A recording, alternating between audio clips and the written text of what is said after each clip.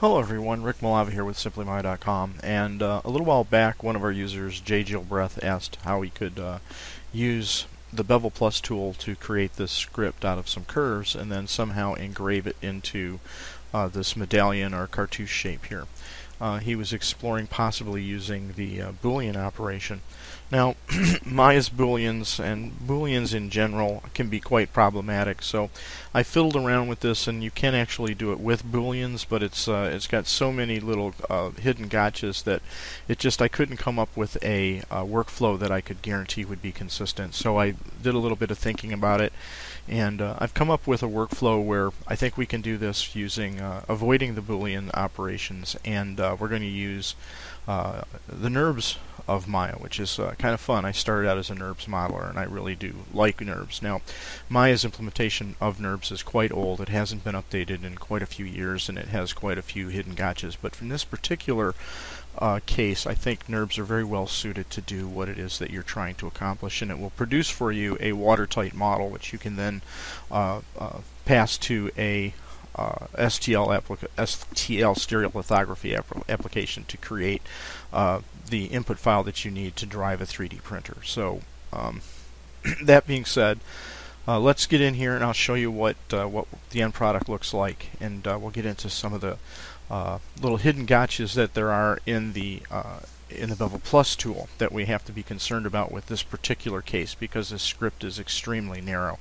So that's going to cause some limitations on how far we can bevel this this font here when we actually create the 3D surface from it. So I might have to split this into two videos. I mean, I'm in 2 minutes just going through the intro here, and I want to try to keep these at about 15 minutes. So if I hit 15 minutes, I'll stop this one and we'll go into a second one. The purpose of this video, though, I want to go over the issues with Bevel Plus that you have to be concerned about, especially in this particular instance. So I'm going to get in here, and this is what we're going to produce. Let me turn the stage off here. And so here's the final product. As you can see, I've got some thickness to our cartouche or our medallion here, and then inside of the medallion we've got the text itself, the script itself, and if I move this around just right, you can see that it is in fact engraved into the surface. In fact, if I take the back off here, whoops, let's actually just hide it rather than delete it, you can see that the text is three-dimensional. It's pushed inward inside of the surface here. So undo that, bring the back, and you can also see that this is a NURBS surface. I've got a front face here, we've got a round. It's a series of NURBS surfaces that form a solid watertight part that can be passed to any kind of an application that can do STL. This will convert to triangles during rendering, by the way.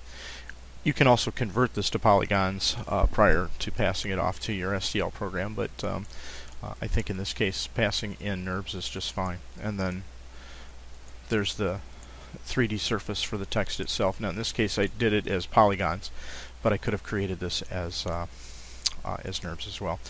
And the one caveat with this is, because there are some areas in this script that are extremely narrow, for instance right in here. This is so narrow in here that if I tried to bevel inward toward the center, there's not very far that I could bevel in before I start to get intersection, which would cause problems in this particular case. So for that reason, I'm almost restricted to beveling this straight in. Where you really run into problems is out here at these little pointy ends. That's the real reason that we're limited to the amount of bevel that we can actually apply to this surface, is this tip and this tip.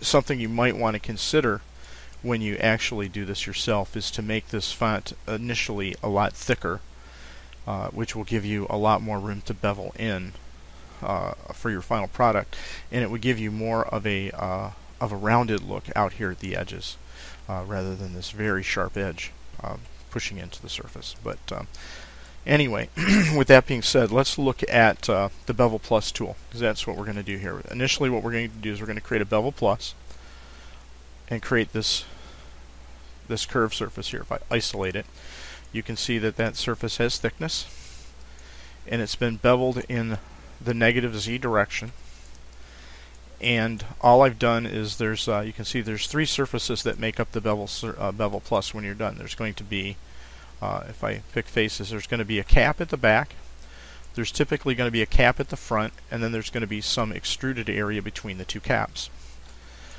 The cap at the front and back are going to be planar. So what I've done in this particular surface, if I bring up its attributes and go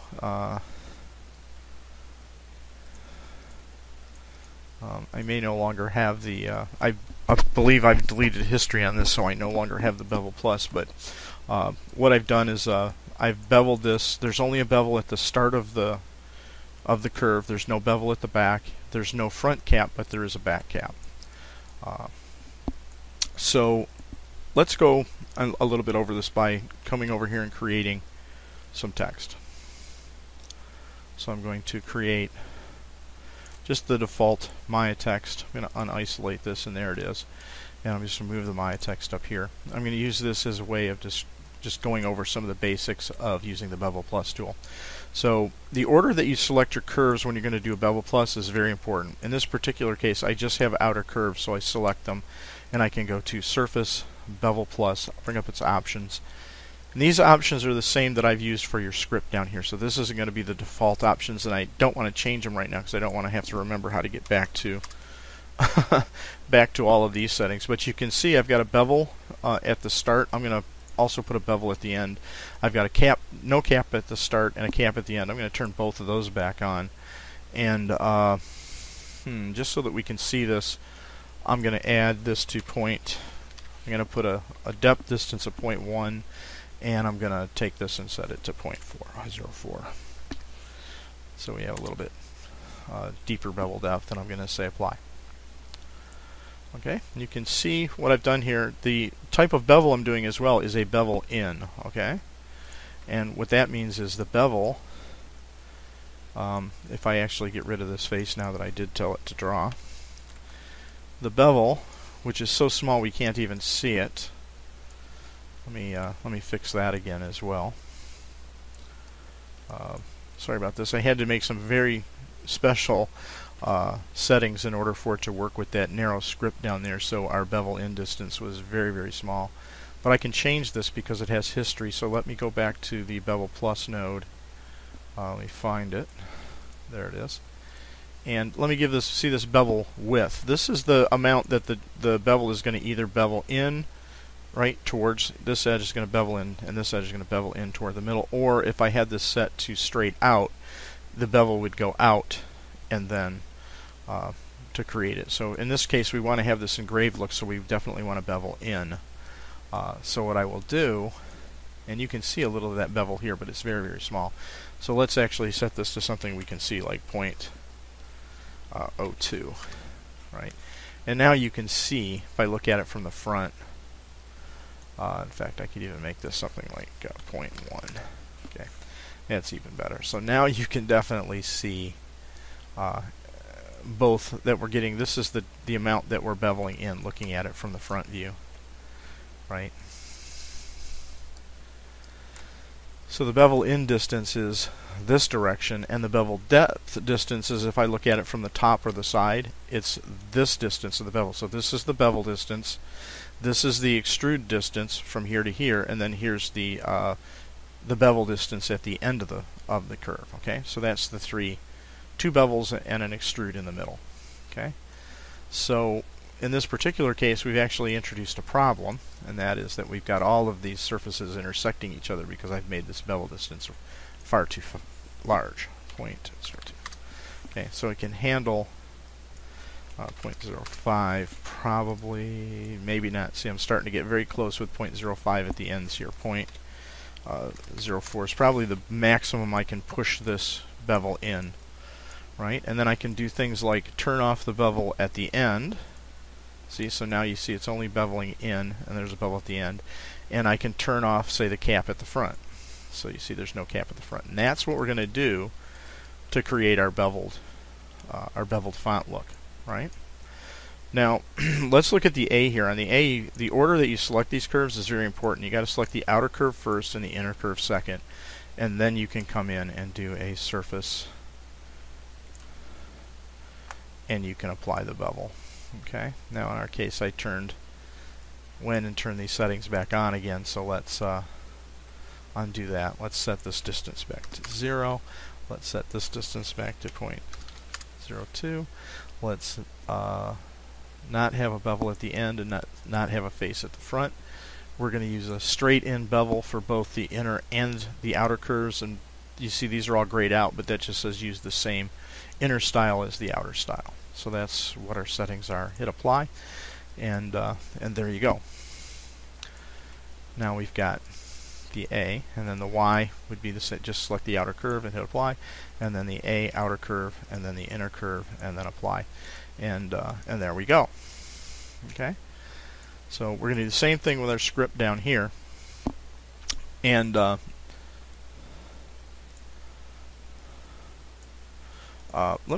we're doing this, let me demonstrate. It didn't happen here when it overlapped, but I know it will happen in the case of this A. So, and this once again explains why I'm using the bevel width that I'm having to use to make this whole thing work with the script down there. Let me delete this. Let's select the inner and the outer curve, and let's do bevel plus. Right, and in this case, what I'm going to do is I'm going to force this bevel width to a size that I know is going to cause a problem, like 0.02, I think would be. Actually, let's be absolutely sure, 0.1. I'm pretty sure that'll cause an issue. Okay, and it does. So if you try to do a bevel plus and you get this, okay, you see there's that back face, but it's all messed up. If I pick faces, this is actually the back face. So why is it all scrambled like this? Now, when this happens, you get a clue. You can kind of see that it's emanating from this area back here, and possibly in this area right here. So what you do to figure out what's causing this is you can come in here and select this back face and delete it. And then if I come in, you can see, here's the problem. We're starting here, and these curves are passing through each other because this width has been set to such a high value. So if I come in here, and I go to the bevel plus node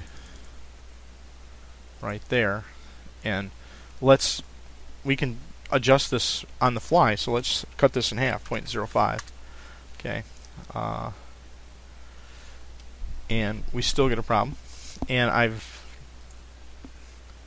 can just toggle this on and off, and that will re-enable those caps is what I want. So if I turn this off and then back on again, it should redraw the back cap. So there's start. Right, so the surface, let's load in on this. Okay, so the back cap in this case is there, and let's take the front cap off. Okay, oops, it's not redrawing the back cap. Why? Well, anyway, let me see how we can well, we can just do it this way. Let's just take and delete the surface, pick the outer surface, the inner surface, and just apply this again. And you see we're still getting an issue here. So, oh, that's because it's still these massive settings. So let's go back in here to the bevel plus. We're going to pick this width value, and let's cut it to 0.05. We still have the problem. So what we do is let's cut it to 0.025, and it goes away. So basically, if you get that weird facing issue, it's because your bevel width is so large, or your depth is so large, or there's something in your font that's or your curves that are causing the bevel to intersect itself, and then Maya has trouble understanding how to put the faces on either the front or the back of the surface. Alright, so that's a description of kind of an overview of the Bevel Plus tool, very, very fast. Let me stop the video at this point, and I'll create a second video, and we'll start from this point and actually start the process of creating this the solution down here. Okay?